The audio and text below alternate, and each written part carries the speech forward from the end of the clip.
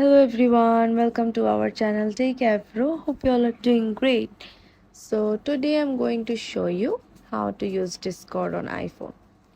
So go to your Discord app, and then here on the first icon you can see your all servers, and then on the top you can see your friends chat list from here, and on the second option you can see your friend list over here, and on the third one is a search bar where you can search your server name or your friends, and on the fourth one is your notification center. Here you can see all your notification, and on the fifth is your profile. Here you can set your status, you can see your account, or you can see your profile, privacy and safety.